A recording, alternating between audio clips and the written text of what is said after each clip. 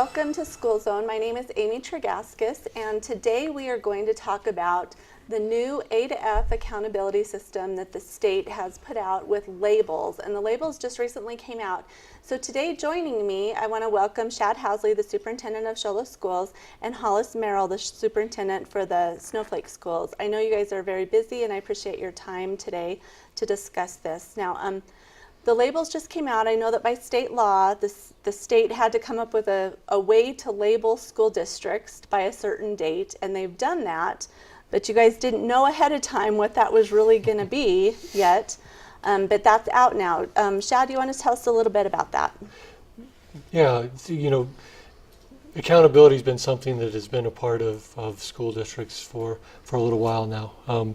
Going back to the Ames model and having that Ames test. In the change over to AZ Merit and all the other changes in between there was a little bit of a hiatus away from the labeling system, and we're back to it now. And the state school board has spent the last year trying to figure out what would work, a mixture of student growth and performance and how do those fit in, and they came out with a finalized model at the end of last school year, and what we see now as a result of that is schools being labeled A through F based on how they performed on the English language arts test as well as the math, and they still use the old Ames test under for science. And so that's what we see right now, those labels, and kind of setting the table for accountability again. Okay.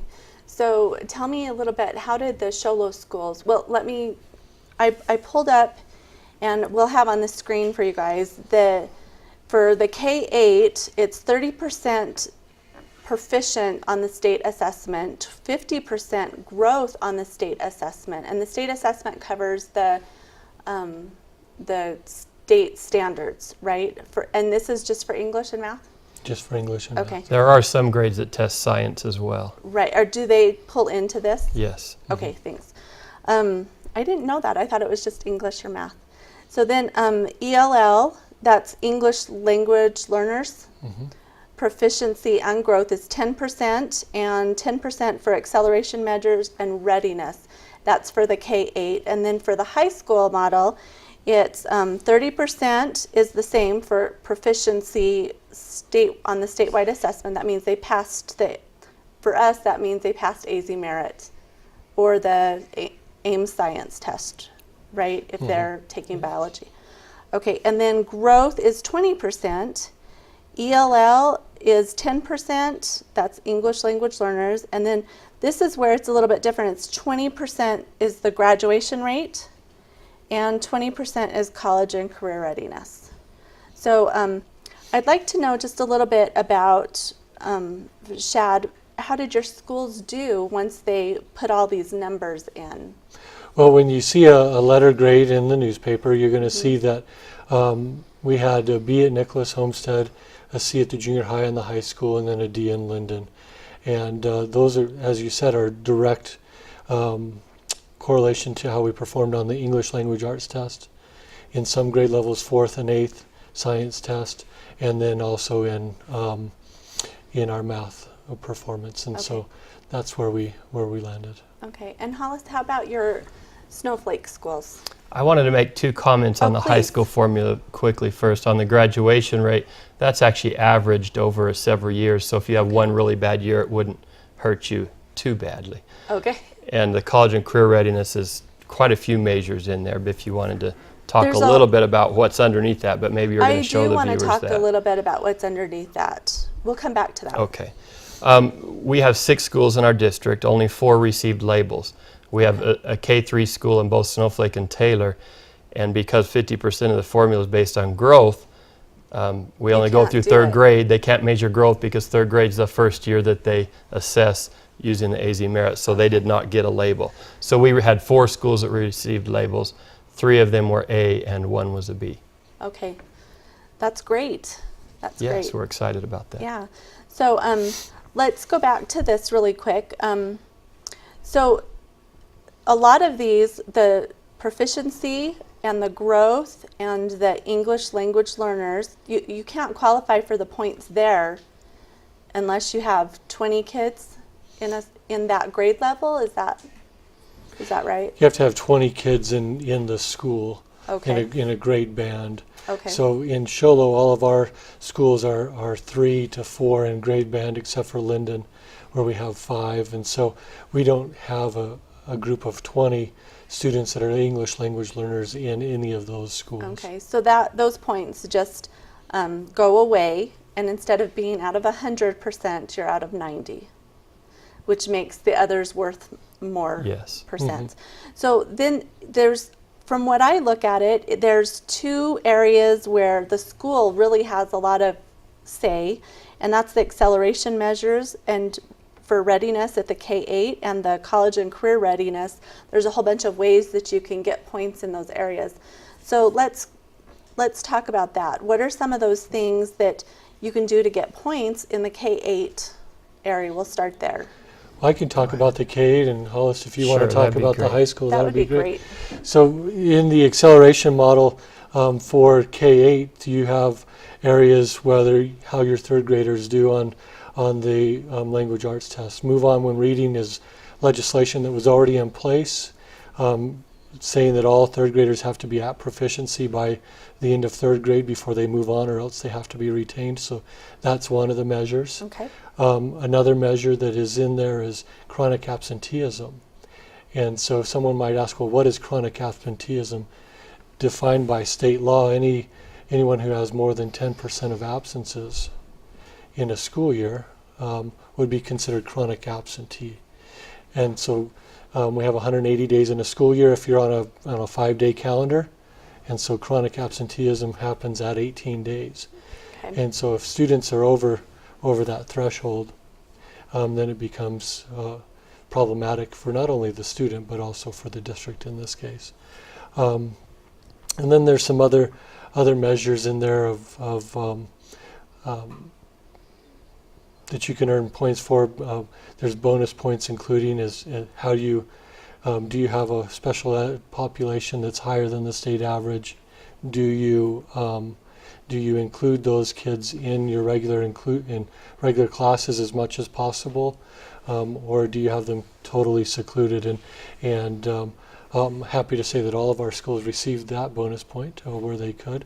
We do a good job with special ed kids, and that was reflected in that scoring also. So, and then there's subgroup proficiencies. So there's 20 points that are available for multiple subgroups, and each of those subgroups, just like you said with English language learners, have to have 20 Okay. in those subgroups. So the different subgroups would be like Native American, Pacific Islander, those yes, type of subgroups. right. Okay. And so most of our schools don't have all the subgroups accounted for. Okay. We might have 2 or 3 or maybe 10 in a school that fit each of those categories, but not 20.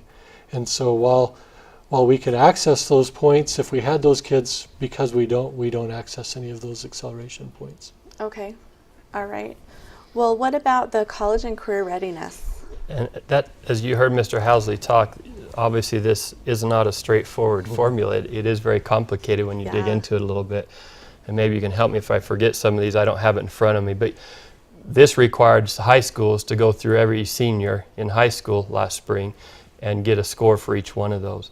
And then remember submitted that back to the state. Yeah, and there's if you look at the document that we will put the link to, there's a whole page Yes. of stuff that you have to So it was look very for each time student. consuming. Okay, so what are some of those things that a student could get? Some of those things are completing a college course. That could be a dual enrollment course. Okay.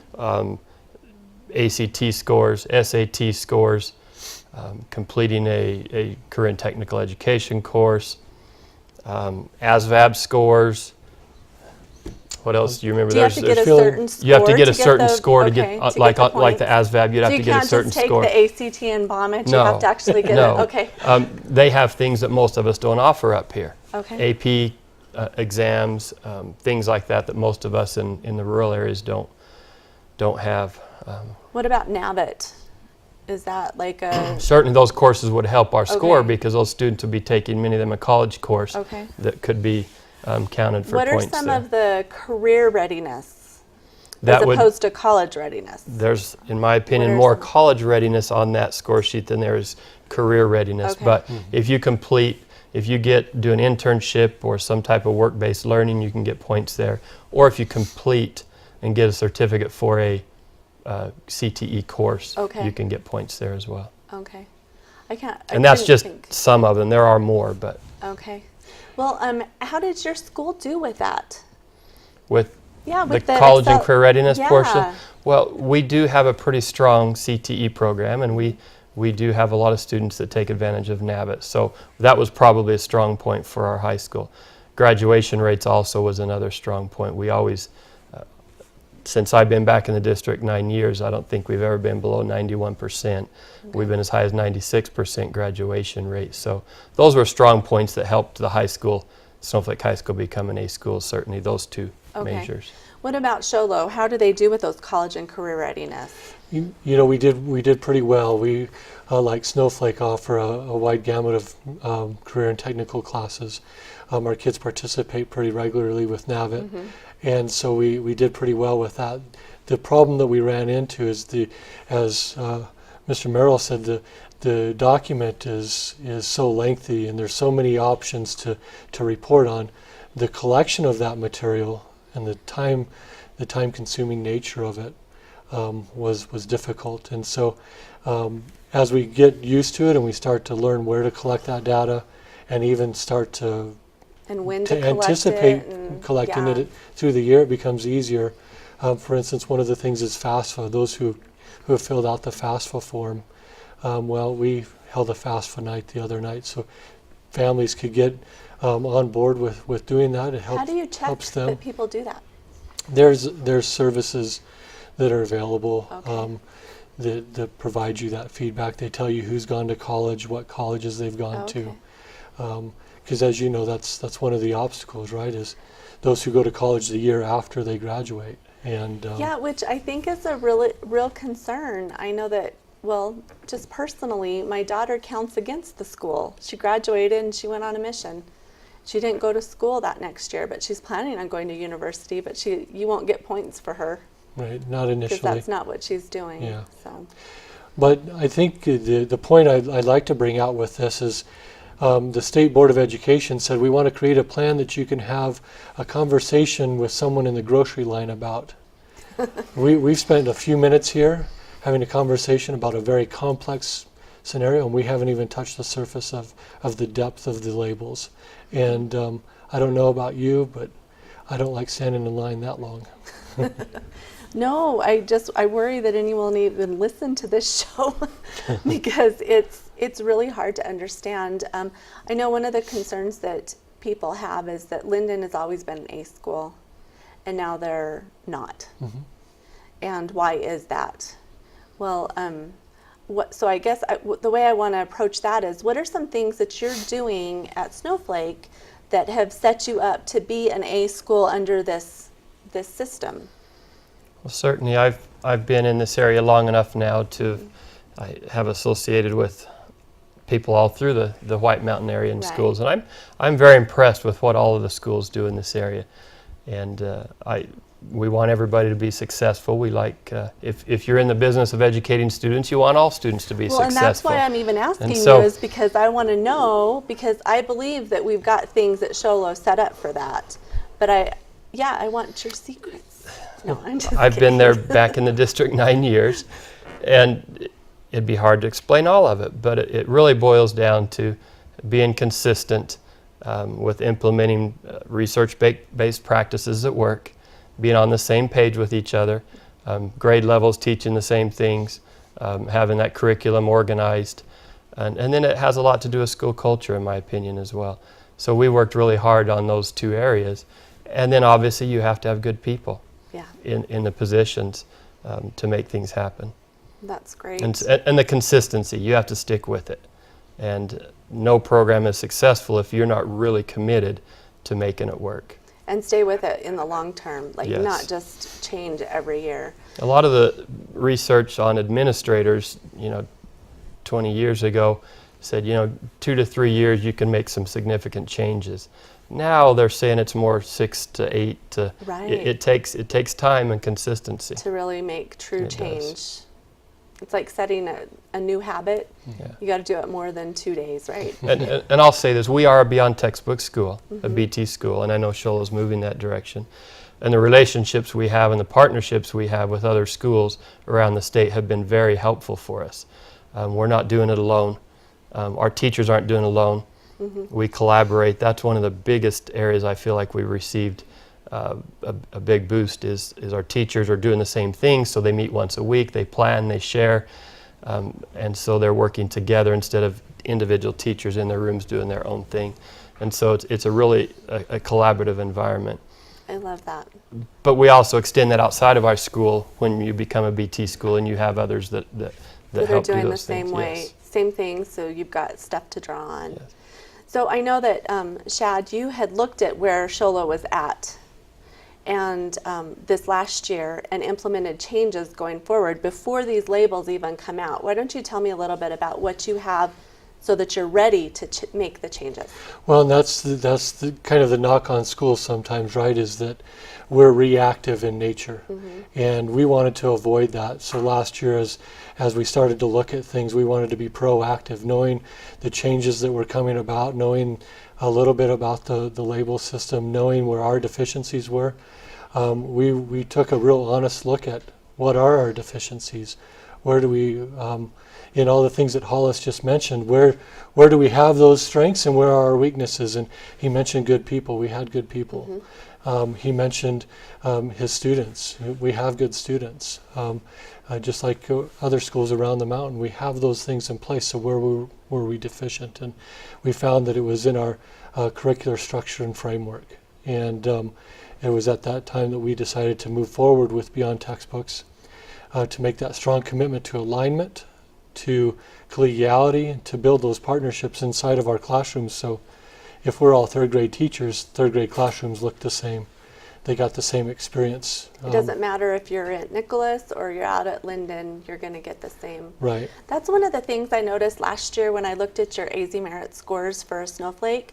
I looked at a couple of your, I think it was middle school or elementary schools. I'm not that familiar with the Snowflake schools, but they were like within 1% difference on their scores, which said to me, they're teaching the same stuff. They're doing the same thing, and it didn't matter which school your child was at because they were all on the same page, and it was reflective in those scores. The advantage to having Beyond Textbooks or any other similar curriculum or processes in your school is we have students that move from Taylor to Snowflake back and forth, and there's no gaps now. We've actually had students move to other school districts that are using Beyond Textbooks, And there won't be a gap. they just pick Or right up very and go. little. There's little. I remember a time when in this area, a lot of people would say, when I get kids from whatever school district, they're always behind. And in my opinion, a lot of that was a result of just different systems. Right. It's going to take you a while to figure out your new school and how they do things.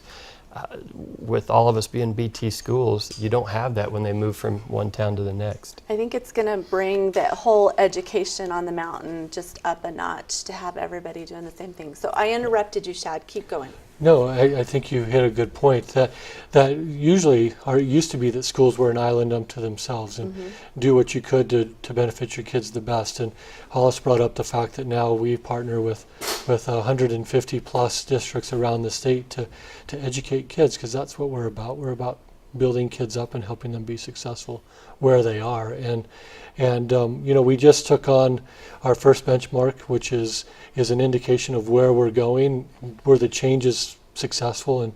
And as you look, we've been looking at data over the last week or 2 weeks, and we've noticed a significant uptick in achievement just initially with the changes that we've made. So we feel confident that the proactive approach that we took last year to implement something for this year will pay dividends into the future and into the near future, not 5, 10, 15 years down the road, but in the near future we can make a significant impact to kids. And it's great to have models around the state, Snowflake being one of them, that you can look to and say, what are the good things that you're doing? Back when I coached softball around in high school, I went and found the best programs to emulate my program after. And I think that's the same with educating kids. Find the best programs, find out what they're doing, adapt the good things to what you're doing, and then be successful. And I think that's where we're at. And we do the same thing. And I talk to people and say, what are you doing? How do you do this? We want to make sure that we have a lot of room for improvement. Right. We break down our data every year. We look at it. We look at our weak points, and it's a continuous process.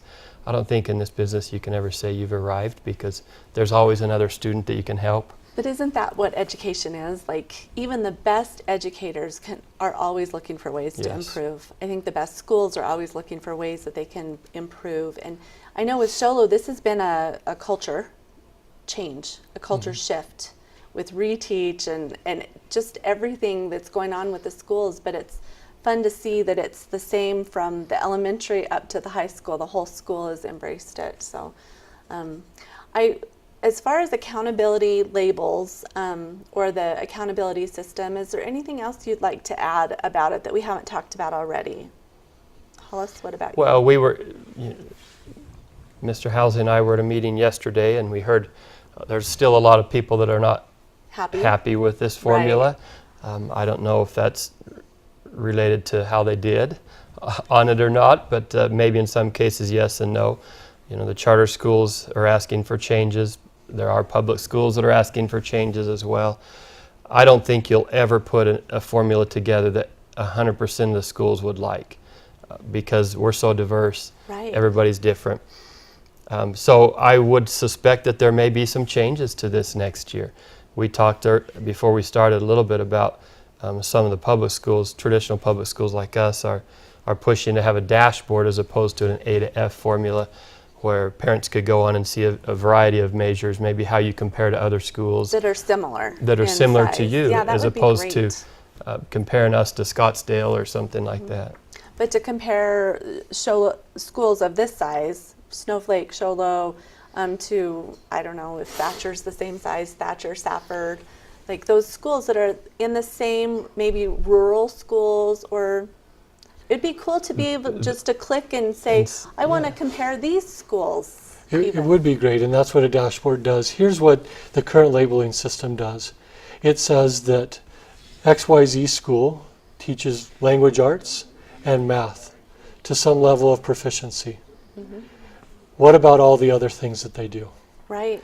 I think back to when I was in high school, and I had 7 classes, and if they would have said, whatever grade you get in language arts and math, that's going to be your overall GPA, and forget about the rest of the classes, I might have struggled. I might have struggled a little bit, and it might not have been the true reflection of how I was doing in my preparation to go to college.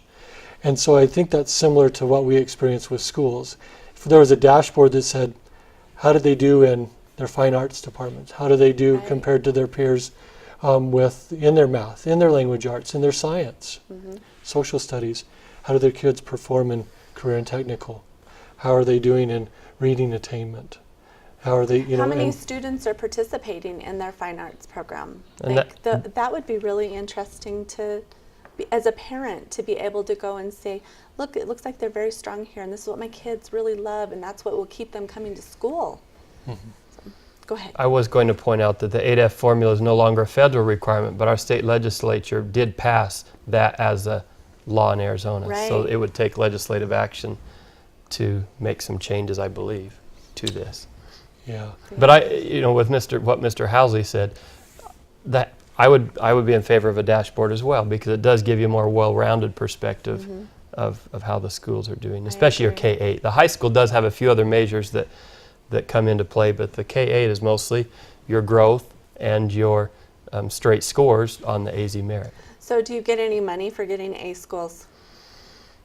Well, I wish we did. The governor touted his pay for performance plan, and but here you're a district that had 3 A schools, and you did not receive. No, we did not receive any money. Wow, that's a problem. It is a problem. And that's the point. Is a very few. A matter of fact, only one school site in Apache and Navajo County received any of that funding. Wow. And I think it was right around $12,000. Wow. So we've got some work to do.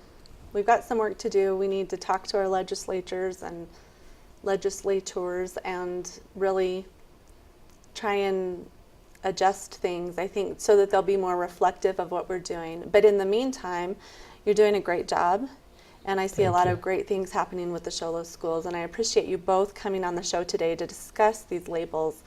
And thank you for joining us on the School Zone, and we'll see you next time.